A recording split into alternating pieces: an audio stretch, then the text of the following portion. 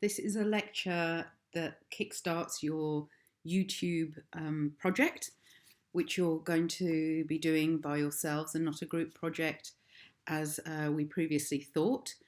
And weirdly and appropriately, it's being delivered digitally and online.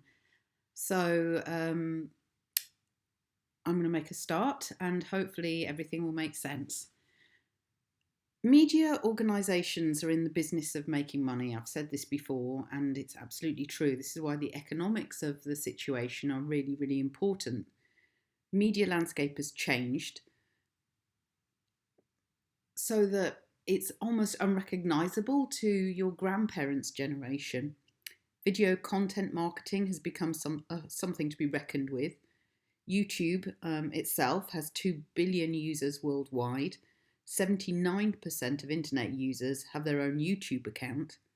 You can navigate YouTube in a total of 80 different languages, which covers 95% of the internet population. The annual costs to run YouTube is 6.35 billion, and YouTube's revenue came to 15.1 billion for the year 2019. So it's making a pretty healthy profit, which is up 36% from 2018. Revenue from YouTube ads came to 4.7 billion, and that's just in the fourth quarter, and that's up 31% year over year.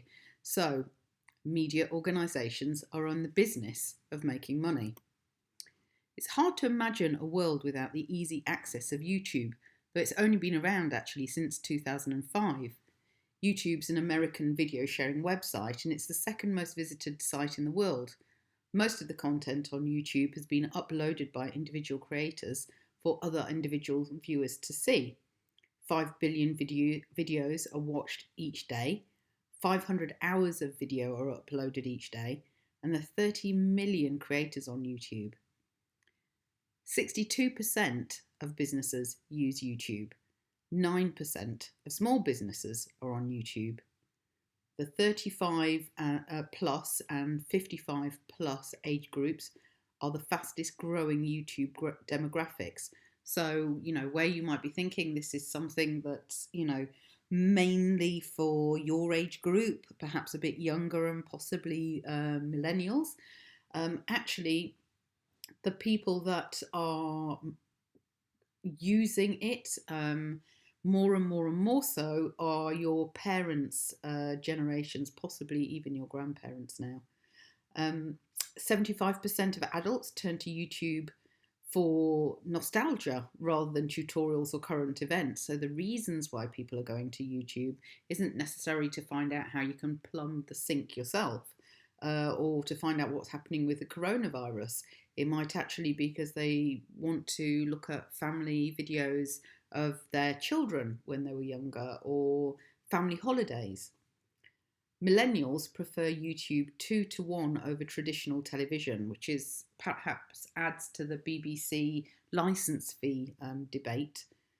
And 95% of the global internet population watches YouTube. As I said earlier, this is something that you have to bear in mind.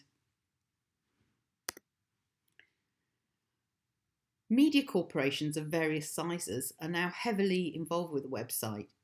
YouTube makes most of its profit through advertising revenue generated by Google AdSense, or a person can subscribe to YouTube Red, which is a service offering ad-free access to the website with the benefit of exclusive content that's been made in some kind of partnership with existing users. There's also YouTube Gaming, a video gaming orientated subsite, and an app that it is intended to compete with the Amazon Twitch TV.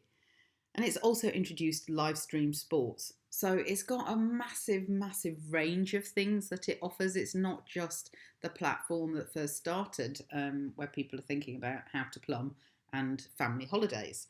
YouTube's revenue from its ad program was estimated last year at 3.7 billion. So, it's making huge amounts of money from its advertising. And, it's got so many billions of videos that are viewed. and so many businesses that are using it, that it really, really is a force, a financial force to be reckoned with. Now, while YouTube isn't a platform itself, um, it's and it's certainly not a social media platform, because that requires more of an interaction. And this is essentially a passive experience rather than an interactive one. You do have an ability to comment directly under each video, which is a social function. However, although it's not a platform, in that sense, a social media platform, it does deliver content to you. So it's a kind of one-to-one rather than many-to-many media communication. And it's also a search engine, which shouldn't be underestimated. Now, Andy Warhol said, everyone will be famous for 15 minutes, very famously himself. He said this quote, and is quoted often. And YouTube kind of exemplifies this. You can put something up on YouTube and people will see it and they might share it. And then you get these clips of, a little child biting another child's finger, or somebody that's in the back of the car who's had gas while being at the dentist and how they behave, or a dog chasing deer around a park. These are all videos that you will probably recognize the descriptions of. Everybody becomes famous for 15 minutes. So, coming back to the idea that YouTube is a bit of a search engine, you can find all manner of things on YouTube. It's become a powerful source for first-person documentary footage, where people upload their own personal experiences to their own YouTube channel. I mean, how would we have known about the earthquake in Nepal, or what was happening in Turkey, or even, things that are happening around the world in coronavirus without it? Theodore Weil, who's the boss of Bell Telephone Company, realised that networks offer something for free and are more powerful the more that people are linked. And this example here is an example of the earthquakes in Nepal, and that kind of one-to-one storytelling, people sharing their personal experiences, but not to become famous, but because it's a platform in which you can share these things. I don't know if you're aware of Newswire, but this is a Storyful link for YouTube. And Storyful and YouTube together recently launched Newswire. And this channel is meant to serve as a resource for journalists. Journalism and news dissemination have changed quite drastically since the advent of the internet, and journalists work on a 24/7 cycle now, more than they ever used to. Before, you'd check your sources, you'd have time to go and speak to your editor. You might have, unless it was a pressing story that had to be released that day, that moment, breaking news, you had some time to reflect and think on it. But now it's this 24/7 cycle where more than 5 million hours of news video is watched on YouTube every day. And there's a constant need for this new news all the time. And the role of the eyewitness has never had a more vital place in the news gathering process. The difference with just YouTube generally and this particular channel, Newswire, is that it's a curated and verified service. So it's less likely to suffer from the fake news style commentary, where anybody can obviously post anything at all and, pretend. You could have pretend stories about coronavirus filmed all over the world, but you wouldn't necessarily know it's true. Whereas something that's on Newswire should be curated and verified.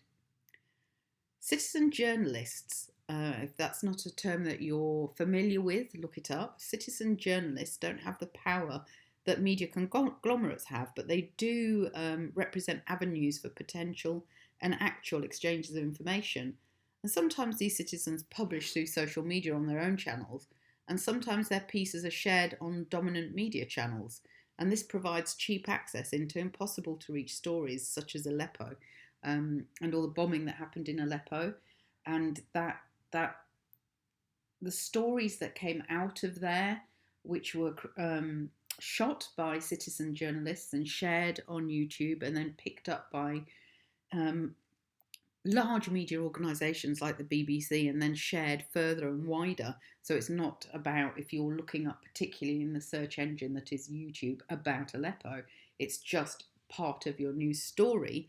Then you have this ability to see a witness account of what's happening, seen from the perspective of those who are living there. They're experiencing these things. It doesn't put those journalists from, say, the BBC or CNN in direct risk. These people are already at risk, and they're becoming a citizen journalist and sharing information. But the risk here, of course, is that it's also unverifiable. So you could have somebody that was on the side of a particular war that reported something that was false about how maybe one side was doing some kind of testing or butchering people, and you wouldn't necessarily be able to verify it. Just somebody saying it doesn't mean it's verified, of course. And we saw a lot of this with all the informational false news that Trump put out, while claiming that all other media sources were false news in and of themselves. Now, I've spoken to you about John Fiske before, a cultural and media theorist, and he described the inequalities in power, social control, and homogenization, in other words, the hegemony, that are demonstrated through modern mass communications. And he talked about this in 1991. However, he notes that as an audience in society, we resist and we transform those communications as we receive them. We're only taking on the meanings that we choose to. He sees the consumer as an active participant that's able to resist the hegemony. So it's not just, you have this position that the media takes and it pumps it into your head, and you're persuaded by it. So it's not the hypodermic needle model, and it's also not a purely hegemonic model where you're just so persuaded that you think that it's just very normal. He actually sees the consumer as this active participant that's able to resist it. And this is an opinion that's not without its dissenters who believe that the purpose of mass communications is to successfully promote the hegemony, and actually the audience has very little opportunity to escape it. Now, Fiske's position on personal agency, and that's, he talks about it in Understanding Popular Culture in 1991, allows for us to separate the operation of dominant forces in macro politics from the operation of micropolitics in our everyday life. And his view is often characterised as neo-Marxist. So when I talk to you about, looking at the underlying economics of things, he would be somebody with a particular view that's a neo-Marxist view of economics, but he also takes this particular view on the hegemony and our ability to be able to resist it. So you always have to be aware of, when you're reading theoreticians and academics, what kind of standpoints they have, what viewpoint they have, because obviously that's going to influence their opinions on things. And Henry Jenkins, I've spoken about him before as well. The model of the audience as passive consumers of professionally produced media has been kind of partially displaced by that of an audience producer that desires to see into the lives of other ordinary people and accepting and celebrating the perspectives of articulate or at least entertaining non-professionals. And Henry Jenkins is in part about fan culture, which is ordinary people kind of taking ownership and participating in big mass media productions like Star Trek, but also about ordinary people just looking to each other and creating things and making things from each other's stuff as well, being entertained by these non-professionals. And he talks about participatory culture, where mass media and interpersonal media are merging. And this is more famously known as convergence culture. And if this is something that that interests you. He is an easy read. You're not going to find him difficult, but he will um, open up this whole area of what participatory culture is and what convergence culture is. I've spoken about him a few times, but it's worth reading him just as in his own words. So you probably recognise this face, Jacksepticeye. We've got series of fans. You know, in this situation of people looking at YouTube, we have a series of fans, and like I said, Henry Jenkins talking specifically about fan cultures and how they behave in participatory culture. We have these series of fans watching their stars, such as Jacksepticeye, playing games. And this is an interesting kind of never-ending loop because he plays a game which is a mass media product of which, you know, he himself, Jacksepticeye, is essentially a fan. So you're watching somebody being a fan while being a fan of this person, which is, you know, quite interesting. And this is how he's making his money. This is an economic model that Jacksepticeye is using, and it becomes his legitimate job within a media industry. Now, Axel Bruns came up with this term producer, which is production and using together. Because terms such as production and consumption are no longer particularly useful, actually, if you're doing both. So somebody like Jacksepticeye is actually, he is consuming these video games, but then he's producing something with them, which is him playing the games, which you are then consuming by watching them. And then actually, if you did a video yourself of your reactions to Jacksepticeye's reactions to the game he was playing, it becomes this kind of endless room of mirrors, doesn't it? So Jenkins himself isn't without his dissenters. He wants to stress structure and agency, pleasure and exploitation, whereas critical studies scholars would mainly stress structure and exploitation, and this is a point I'll return to later on. So YouTube's revenue sharing partner program has made it possible to earn a good living as a video producer. You know, somebody like Jacksepticeye is going to earn a fair wage, actually. And its top 500 partners are each earning more than $100,000 annually, and its 10 highest earning channels are grossing from $2.5 million to $12 million. So, you know, like I said, it earns a lot of money, billions at the end of the day.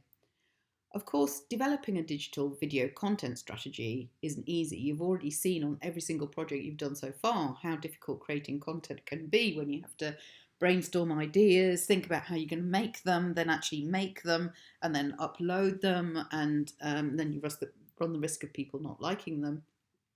So how and where do you get this great content? How do you make it? It can all be very expensive, especially if you're not a broadcaster or a cable network. You have to figure it out, but you have to figure out the right ad units to score CPMs, which might not come naturally, and you need to get consumers to watch it. Sociologist Michel Foucault, and I've spoken to you about Foucault before, who's one of the kind of foremost seminal thinkers of the last century. He talks about entrepreneurs of the self. And what Foucault meant was that the current Western cultural system, sometimes called neoliberalism, and this is something I've spoken to about before, and that's what Marxist analysis actually of what capitalism is one of the things that helps people understand neoliberalism. And you certainly don't have to be a Marxist to use it as an analytical model. He calls this neoliberalism, so our hegemony conceives economics as a total theory that governs all of our society. That's what neoliberalism is. It looks at money as a thing that provides value. So rather than saying a society that modelled itself on happiness, or a society that modelled itself on faith, or a society that might model itself on education or science, neoliberalism, our hegemony, has modelled itself around economics. It's a total theory that governs everything, how we do everything. Our GDP becomes incredibly important. And within this system, Foucault is talking about the self, and the self, like everything else, is a commodity that can be marketed. So we become entrepreneurs in selling ourselves on the internet. What you're buying by watching Jacksepticeye and then having any ads that might be on his channel is himself. You're buying himself. That's what you're consuming. The thing that he is selling is his reactions. Now, this opens a good window into the neoliberalism project, because neoliberalism was an economic theory which was brought in as a theory of society, a total theory, as Foucault was talking about it, by people like Margaret Thatcher over here and Pinochet in Chile. But as with all of these things that I've shown you through these projects, there's not just one point of view, and there isn't just one theory that you can point to and say, that explains everything. Fantastic. All of this is good and all of that is bad. Because as Fisk points out, we have our own agency and we often resist the hegemony. And YouTube itself has been a great way for subjugated voices to get themselves heard. So subcultures and alternative cultures and minorities can have their voice heard. The Washington Post reported that YouTube's most subscribed channels feature a large number of minority groups, much more so than mainstream TV does. And Hayley Tsuchiyama, very sure I've not said her name right, said in the Washington Post, a disproportionate share of YouTube's top personalities are minorities, a striking contrast to the most popular shows on mainstream television, where the stars are largely white. But does it show equal representation? Perhaps statistically. Now, how would we know this? What research methods could we use to find out? Audience studies, perhaps, statistics, ethnographies, digital ethnographies, content analysis, perhaps. We can also ask other questions, sociological studies, perhaps. How has this changed through time? And then with something like content analysis, you're looking at what is actually being shown. So, although, yes, there is more minorities being shown, we really need to understand if it's a form of equal representation. So I don't know if you've come across Domo Wilson and Chrissy Danielle, and they run the collaborative channel Domo and Chrissy on YouTube and have an estimated net worth for a couple of years ago at about $550,000, possibly more so now. Gay women of colour are certainly an underrepresented group on mainstream TV, yet their media channel has over 1.47 million subscribers and has accumulated over 114.5 million views since they started out. In a day, the videos on the channel get an average of 300,000 views. Their business is split over 2 channels, plus Facebook, Instagram, Twitter and Snapchat, and their money is accrued through AdSense. So this is kind of their business model. They're using multiple platforms. They create similar content and share it through these multiple platforms, each bit of content supporting the other bit. So you might be recognizing this actually from the social media project that I had you do, where you are creating content and trying to work out what you can share across multiple platforms in order to reach the most amount of viewers, and also what you might have to slightly tweak in terms of what that platform itself expects. So you've got the kind of raw asset, but you might need to turn it into something that's a bit snappier, or that is only just a still image from it with some words, whatever you think of that you need to do, but you've been doing it yourself when it came to social media. So they upload around once a week. Their vlogging channel has nearly 850,000 subscribers, and that was growing at a day of 1,000 new subscribers every day a couple of years ago, and it gets an average of 350,000 views per day across all of its videos. And they were estimated to earn around $180,000 annually. So, this is very much a minority group of a minority group finding its voice, finding its audience. In fact, the audience finds them, because the search engine that is YouTube allows people to go and find what they want, and vote with their clicks, in effect, about what they think is worth watching. And this is perhaps one of the reasons why younger people have voted with their feet to come off mainstream TV, where you just get the same old, same old, same. When we spoke about this to do with mass media communications and what the problem is when you have these massive companies owning everything in a vertical and horizontal ownership structures, and they basically force or regurgitate out the same stuff, trying to convince you that it's different stuff. But do you believe it? No. Given the choice, where do you go? Places like YouTube.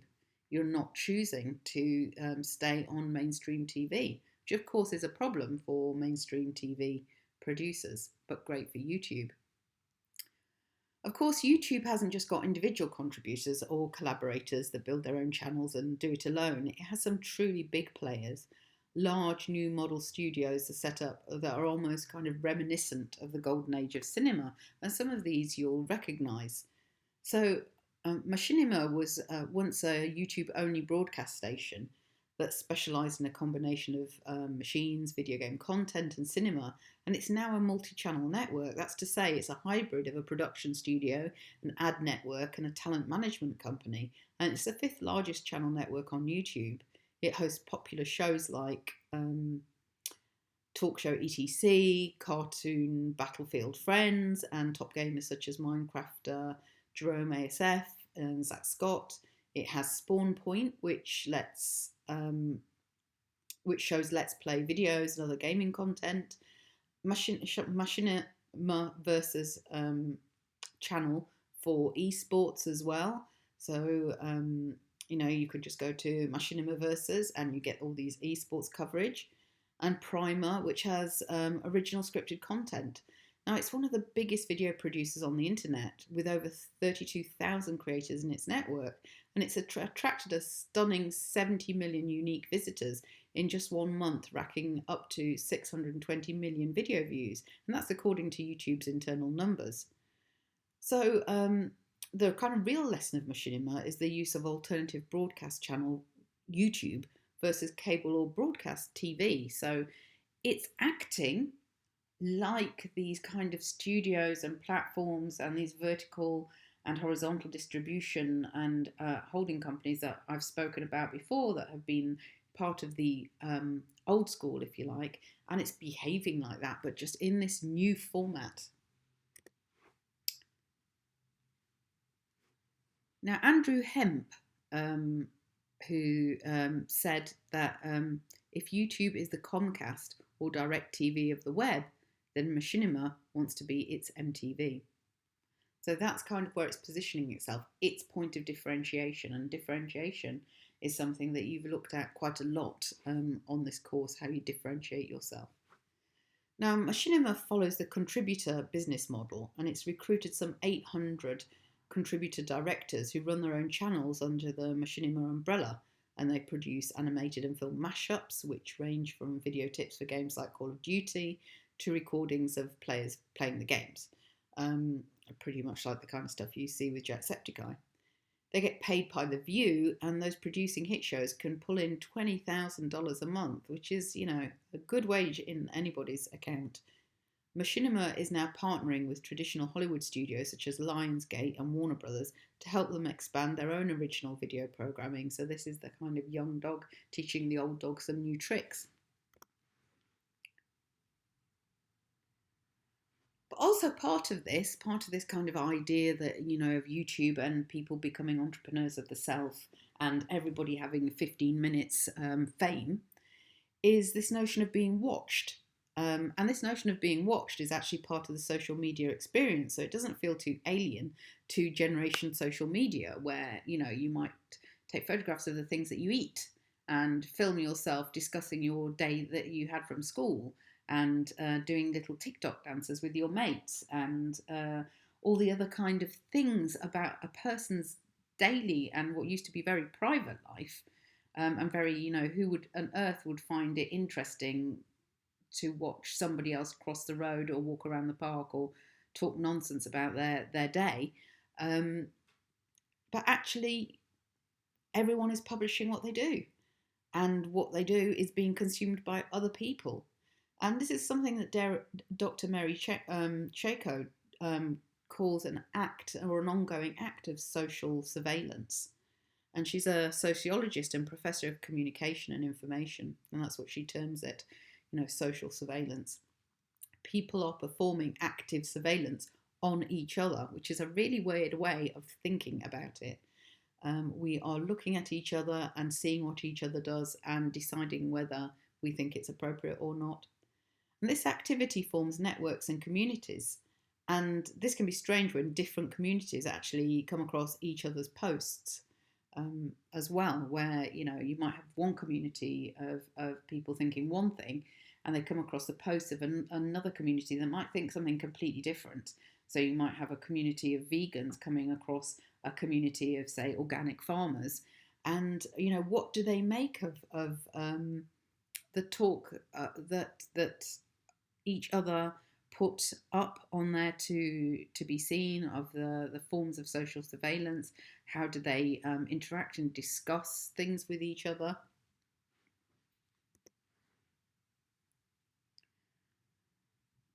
So just not to leave Dr.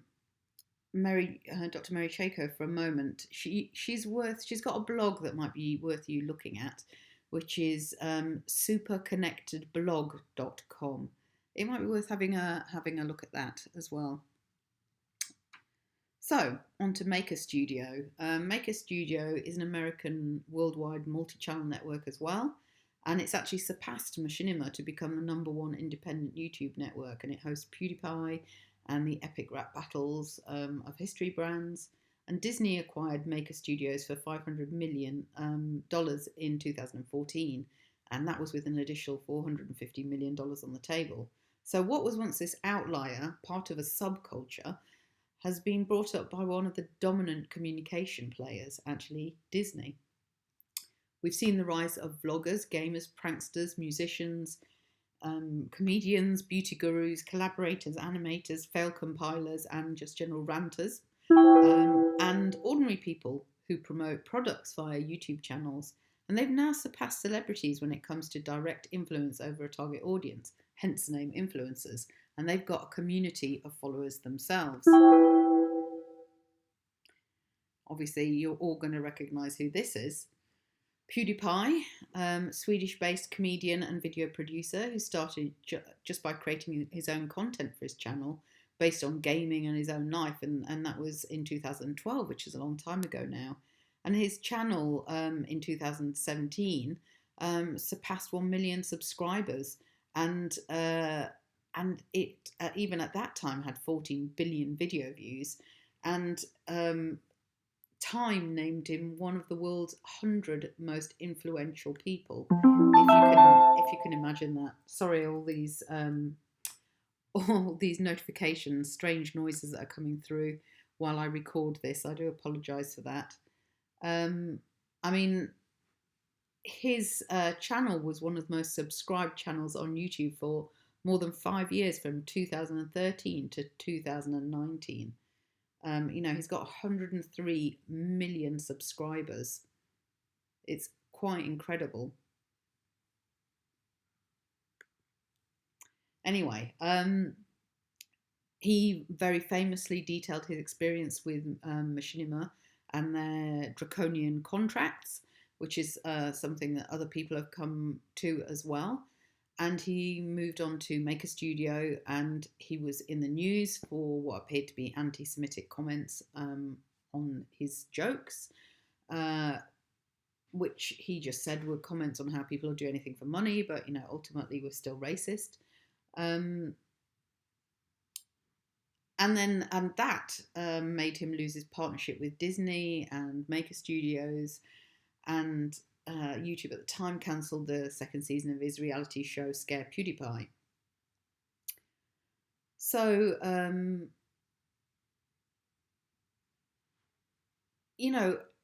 there was all of that, and there's also at the same time there was all these rumours, actually in abundance, that he was a tacit supporter of Gamergate, which was the anti-feminist gaming movement that directly fed into the online growth of the alt right. Even though his girlfriend is a gamer, so who knows? Who knows what the truth of this stuff is? There's lots of kind of false information and false news. But you might remember the hashtag Gamergate, which came into effect after indie game developer Zoe Quinn and gaming critic Anita Sarkeesian were both horribly, horribly harassed online by a bunch of guys that thought they had the right to do that. So there's quite apart from people having the voice to say whatever it is they want to say, whether we like it or not, there's also a hidden problem with YouTube, and that is that there's just not enough money to go around, or perhaps it'd be more accurate to call it diminishing returns. Now, in these post-economic crash times, the economic crash of 2008, we're more inclined to look back on Marx's analysis, the labour theory of value, which is the theory that Marx is probably best known for, where the quantity of all the labours used to create the thing creates the value, but we can't calculate this in advance. And this part of an unseen law of economics. And he says that the finance market was going to back what it might get a return on. So, it's always about they're not really being money behind the labour that it takes to make something, but this speculation on the finance market about what it's thinking it might get a return on. And I've spoken to you about that before. There are a growing number of voices that suggest that rather than information and digital technology becoming just another version of capitalism, it's actually destroying it, because the link between wages, work and profits are disappearing. And Marx had actually identified in the Grundrisse that a machine, at the time, he called it technological innovation, that a machine would come along and that needs no extra financial contribution beyond the kind of initial investment, that then goes and provides this free labour forever. So he was talking at the time, obviously, about more things like of the kind of things that would, machines that would remove the need to have all the labourers in farming, etc. So machines come in and they take away some of the labour. But this is also, a similar thing with the free labour that is provided through people choosing to film themselves, put it up and share it as content on behalf of things like YouTube.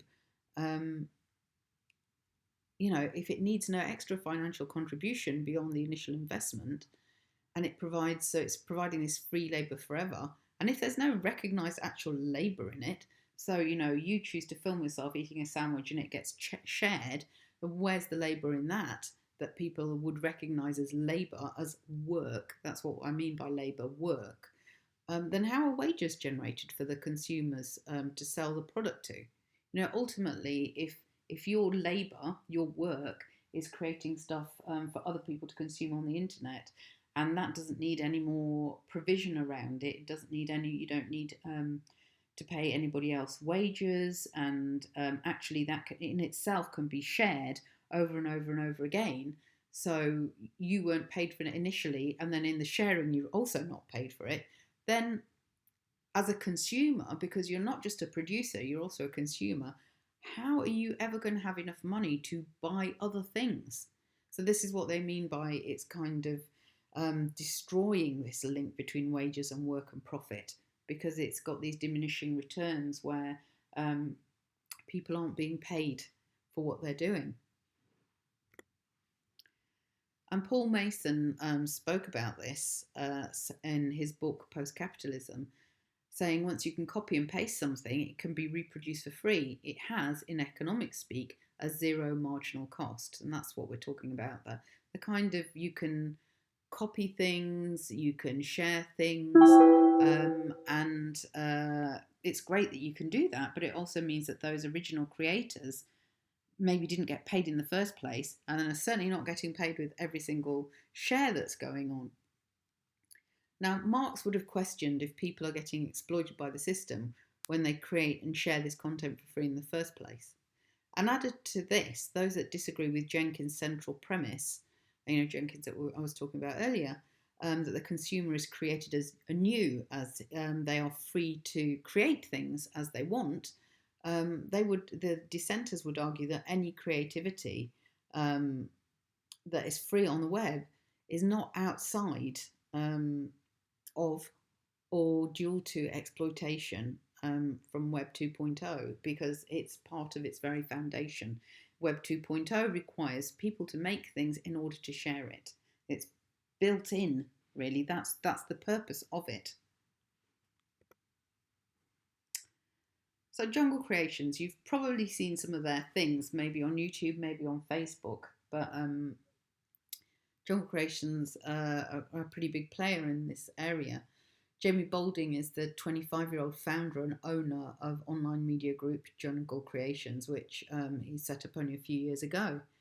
And despite not having had any outside investment, its annual turnover in the last couple of years were 2.5 million a year, pounds that is.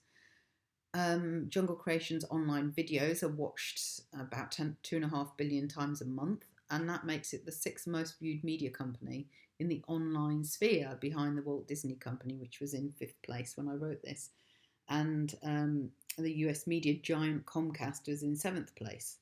And he set this up in his mum's spare room in Surrey. So, this just goes to show you it is now above Comcast and above Walt Disney. It's now a business with 36 employees in a kind of loft-style office in Shoreditch, and his original business model was to make money on the advertising of his website, advertising that was on his website, a clips repository called Viral Thread that would show videos and stories that had already spread widely on the internet. And this was a similar business model to Viral Nova, a business model you have seen time over and over, and I just spoke about it with Domo and Chrissy. To extend his reach, because just copying other formats has diminishing returns, as I've just said, he started to write original content about the typical things you'd experience at university for the student market. And as the content started going viral, instead of earning just 6p revenue from advertising, it jumped to £600 a day. So 6p to £600. And by the summer of 2014, traffic to the Viral Thread website had grown so much that Jamie brought in a friend who was a journalism graduate to help create new content. And by February 2015, the website had already hit 1 million likes. And one video they shared even gained 20 million likes over just one weekend.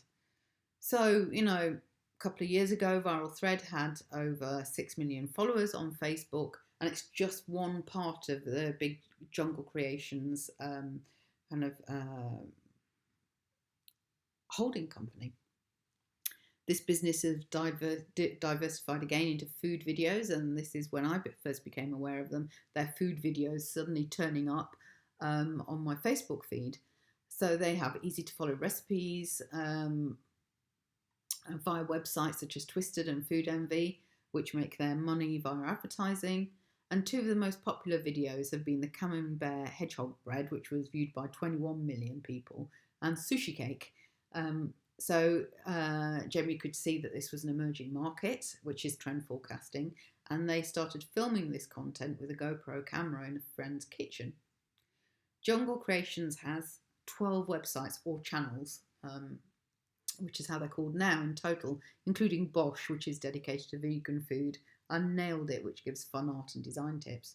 So this new business model on YouTube, creating videos for others, this is the new business model. The filming techniques are simple, and the videos last just about a minute, and they usually use a top-down view, and they charge a minimum of 20,000 per video. So, they act as a studio.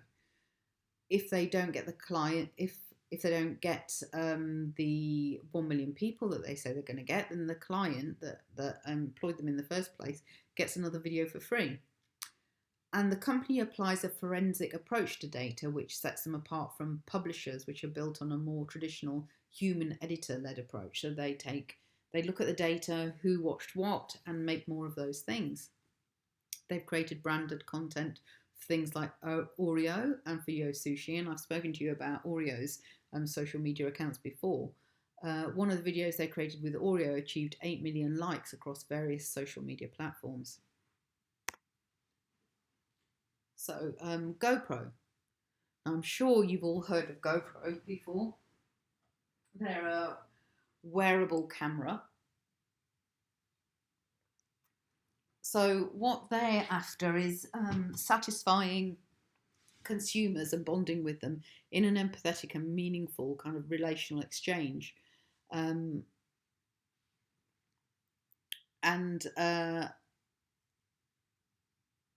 got a pretty different business model, and it's a content marketing idea based around a product. So thousands of GoPro customers uploaded over 2 years worth of YouTube content, all featuring GoPro in the title. And this led to the creation of the GoPro network and media channels that focus on programming across a variety of platforms.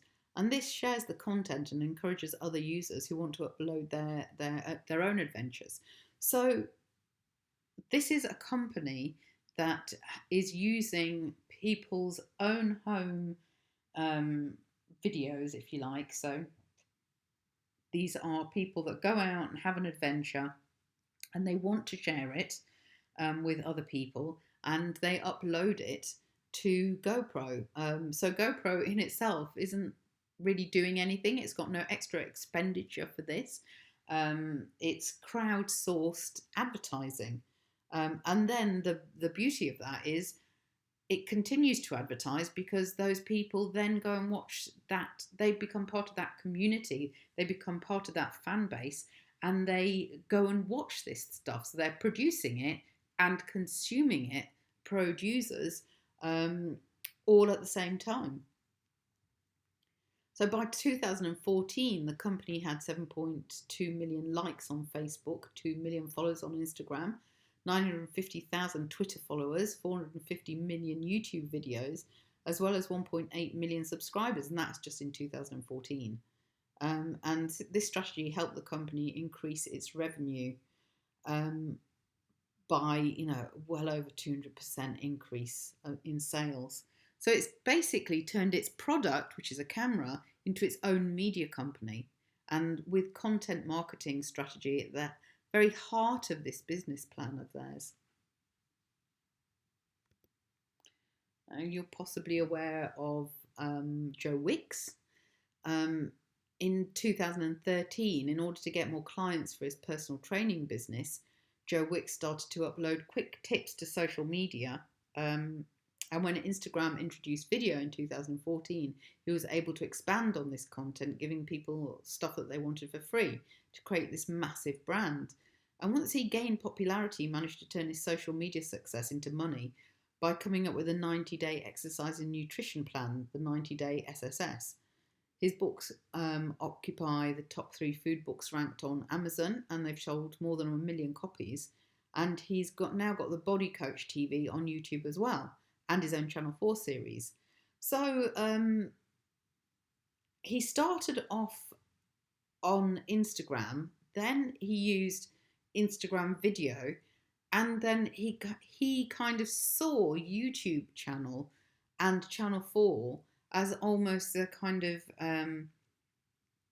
proper media that you'd go to, but not really differentiating between the YouTube channel and Channel 4 as a place to make proper filmed and owned content, as opposed to just quick clips that you might put up on Instagram. So that's quite an interesting model that he used. Now, ModCloth is something you might not be so aware of, and that's a vintage clothing industry which generates billions of dollars a year. It's a San Francisco-based e-shop, and in 2008, the owner, Suzanne Greg Koga, and Eric Kroger, created their YouTube channel offering fashion lessons and contents, and that resulted in a big click through rate actually, and they were targeting this particularly hard to reach demographic, which is 18 to 34-year-old young women. And so they, through this YouTube channel with tips and fashion lessons and contests, they turn their customers into fans and brand ambassadors. Junkin Media, you can't have failed to have heard of them. They created Fail Army, and this is a Junkin Media produced YouTube channel with 7.9 million subscribers, if not more by now, that broadcasts the million fail video compilations that are on there, or millions. I don't know if it's actually that, it just feels like that. In 2009, Jonathan Skogmo quit his job and started Junkin Media in his LA apartment. And so it's a kind of similar story to Jungle Creations, small LA apartment, and then now he has 100 employees in LA, New York, London, Spain, Russia, and South America. You know, the investors are Bertelsmann Digital Media Investments, Maker Studio, many, many others, including Samsung Ventures. And the company's on track to make, around $20 million in revenue. So the way that Junkin Media works is it keeps this library of short clips, around 20,000, each of them just a few minutes long, all of which are cleared for third-party use. And they approach people whose videos are about to go viral, and they say they'll deal with the companies that want to use your video and they protect it. However, they'll keep control and a percentage of your ad revenue forever. And the forever bit is really important here. And when the company's media partners see something they like, they pay a fee so they can post it on their own social media accounts, websites, blogs, television shows, or practically any digital medium. Now, if an ordinary person chooses to show a Junkin Media fail, then there are people whose job it is to identify those copies of videos Junkin has licensed and issue takedown notices.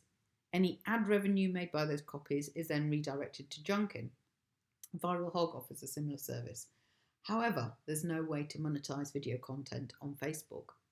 Junkin Media's clips have appeared on Good Morning America, The Today Show, MTV and Comedy Central, as well as in ads and movies, and it has syndication partners like Yahoo.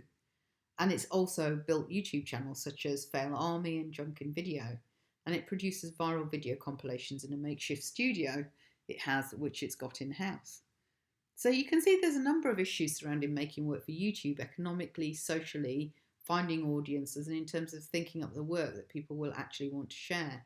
There's still something else that we haven't talked about, and that is the ethics of all of this. The ethics of this content. Other people's work, using other people's work. Is it ethical to film yourself using another product, like talking about a film, say, or playing a game, and then to monetize it, such as in reaction videos? Reaction videos use a good portion of an existing video. They don't transform it at all. They just monetize it. So the original content creator might not make any money from it at all. And the reaction video might be a reaction to something that somebody put on, like I was talking about earlier, you eating your sandwich, or your child falling over, something like that. And often content is just a mashup of other people's content, and pastiche is quite a common form on YouTube. And issues around companies like Junkin Media that store and license your content, and issues around people like BuzzFeed who get their employees to sign non-compete contracts with them. But some of these contracts are for all and any ideas that you might have while you're employed by them. And if you're a screen talent, then a Facebook page could exist with your face on it for years after you've left, as well as new shows being collated from clips, and you won't make any money off it, unlike contracts that have been generated in traditional media through casting directors for mainstream programming. So there's a whole bunch of issues around the ethics of all of this. And there was a whole set of stories online about companies like Machinima and Junkin Media and BuzzFeed and the contracts that people had signed with them and the ethics around who controls the media and who's getting paid for it and who's been filmed and if you're filming somebody and they didn't agree to being filmed, but you've then posted it and you've made money on it, then that gets reposted. Who owns all of this stuff? So the ethics of content are a really important area for you to consider as well. So that's it for this particular lecture. And if you can continue following all the instructions on Moodle about what you need to do next, that would be great.